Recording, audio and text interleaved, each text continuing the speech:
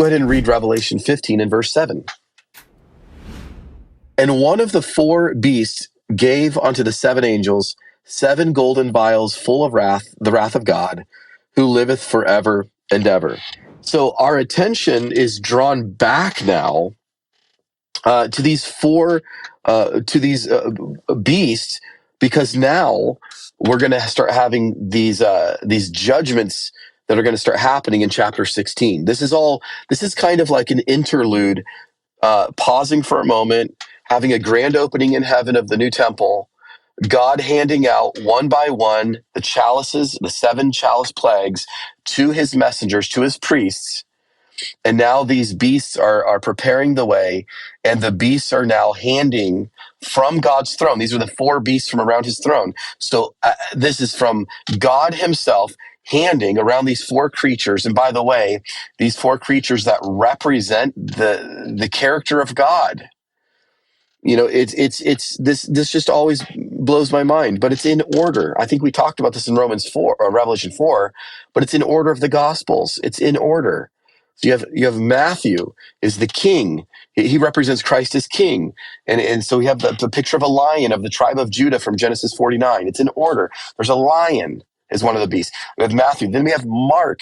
Mark is a missionary. He's a servant. He's very lowly in his thinking and his writing. We have this ox. We have this ox that no one applauds for, the ox that has the hardest job of all. He puts his head down, gets a yoke on him, and he just treads and just goes through, and nobody's applauding him. He's the servant. Jesus is taught as the servant in the book of Mark. Of Matthew, Mark, Luke is a physician. And by the way, all of the authors of all of these books even reinforce the idea. So Matthew, representing Jesus as king, the kingdom. Matthew works for the kingdom. So the author even represents the theming here. Matthew works for the kingdom of Rome. And so we have this idea. So we get to Luke. Well, what did Luke do for a profession? Well, Luke was a doctor. And the key phrase in Luke is the Son of Man. Jesus is referred to as the man. So we have around the throne these 4 beasts. You have lion, ox, man. Matthew, Mark, Luke, in order. It's a picture of who God is. It's presenting the character of God. And then we get to the last one, John. See, Matthew, Mark, and Luke are we call the synoptic gospels. Syn, S-Y-N. Syn means same or similar. And optic, meaning vision. Matthew, Mark, and Luke present themselves. They viewed things the same way, but John's a different animal. John's not part of the synoptic gospels. He's off by himself. John is the author of what we're reading here. He writes in signs. John is presenting Jesus not as just the king, not as just a servant, not as just the Son of Man, but John represents God as Jesus as the Son of God. He is God himself. His relationship with God. So what's the last image around the throne? It's the eagle. Remember, around the throne, it's the eagle. So we have lion, Matthew, king, servant, ox, Mark. Mark's a missionary. Luke, we have physician, studies a man all day, Son of Man, image of the man around the beast. The last one is John. What's the image around the throne? It's an eagle. It's the only one of the creatures around the throne that does not keep its feet on the planet. This eagle, when it's an eagle, whenever he is approached by any kind of a predator, an eagle has the most unique defense mechanism of any of the creatures on the earth. An eagle will find the sun and fly directly to the sun. Its eyes are made in a specific way where an eagle is the only creature of God that can look directly in the sun and be okay. So an eagle will find the sun and fly directly towards it, and its prey, whatever's after an eagle, can't see it anymore. It gets blinded by the sun. So hopefully some of you are already on this application. Jesus, when he was being attacked, looked at the Father and went directly to the Father, and no one can keep up with him because the holiness of Father's, and that's what we're supposed to do. When I'm being attacked in my life, you know what I'm supposed to do? Look at Jesus, go directly towards Jesus, and my enemies will get lost in the glorious light of Jesus. I don't care about that. You can attack me all you want. I'm going to pursue Jesus. He's my defender. And so that we have John as the Son of God, represented this eagle where it's not from this planet, not from this earth. You can get up and fly away like his ascension in Acts chapter 1. So these beasts around the throne now are given the 7 plagues. They're representative of these 4 gospels.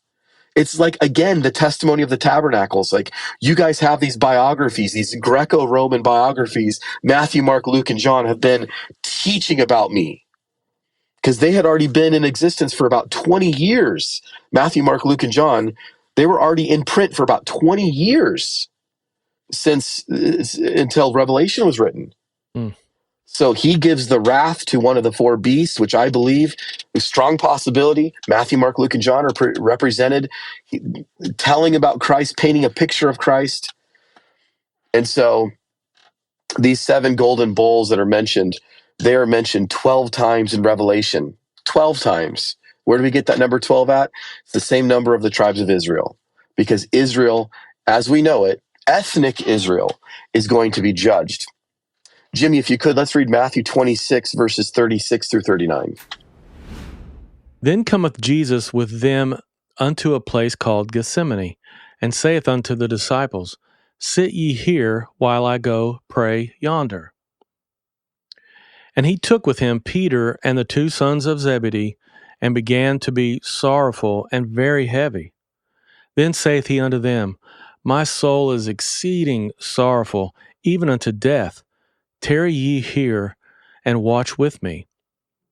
And he went a little further, and fell on his face, and prayed, saying, O my Father, if it be possible, let this cup pass from me. Nevertheless, not as I will, but as thou wilt. So this sacramental cup is what we're talking about in this passage. Jesus is asking if it's possible for the wrath of God to pass over him, and this cup maybe could be passed on and he could do it some other way. The answer, of course, is no, there's no other way. For those who want to take more time to read on this topic, you can also go to 1 Corinthians 11, and verses 23 through 30 will give an outline there also of the importance of the communion, the importance of this communion cup, this chalice, this cup that represents the blood of Christ, this sacramental idea of the propitiation or substitutionary atonement for us.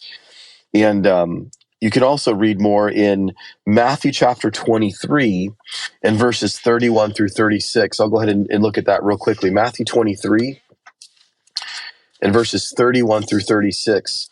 Jesus is, of course, eviscerating the Pharisees, and he's trying to explain this idea to them of what's coming. It's a warning for the great tribulation and the destruction of the temple, of exactly what we're reading in Revelation 15. He says in verse 31, Matthew 23:31, Wherefore ye be witnesses unto yourselves, that ye are the children of them which killed the prophets. Fill ye up then the measure of your fathers. Ye serpents, ye generation of vipers, how can ye escape the damnation of hell? Wherefore, behold, I send unto you the prophets, the wise men and scribes. Some of them ye shall kill and crucify. Some of them shall ye scourge in your synagogues, and persecute them from city to city, that upon you may come all the righteous blood shed upon the earth, from the blood of righteous Abel unto the blood of Zechariah, son of Barachias, whom ye slew between the temple and the altar. Verily I say unto you, all these things shall come upon this generation.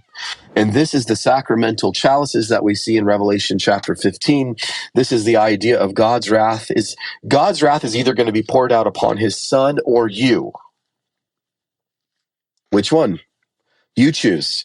Well, God's Son took that for us. God's Son drank that cup in its entirety, and he accepted the cup of this sacrificial system. He took it upon himself. But if you don't want to have faith in him and belief, like we learned Abraham did in Romans 4, in that question you had earlier, then you better understand that you're going to have communion one way or the other, and you will be the cup poured out. It won't be in remembrance of what Christ did. It'll be something that you are participating in, because you will be your own sacrifice. The only problem is there's no redemptive quality to that. It's just going to be the end. For the wages of sin is death. And they have chosen to reject the substitutionary atonement of Christ. So therefore, they are participating in the chalices, which Christ did on their behalf, but did not apply to them due to their unbelief. And now they will take part in their own chalice system, their own bowl judgments, their own vial judgments. So the wine is the blood. In other words, since these people wanted to shed blood. Remember, we just read it in Matthew 23. I sent you prophets, you killed them. You guys like blood? You want blood? Okay, I'm going to give you a cup of your own indignation. You're going to drink up. This individual is going to take of the measure of their own sin. You're going to reject the substitutionary atonement. Okay, I'm going to give you exactly what you want. I'm going to give you a lot of blood. You like blood? Oh, you're going to have some blood. But you may not like this kind. It's your own. If you like this video, hit that like and subscribe button. And check out the full episode by clicking the link below.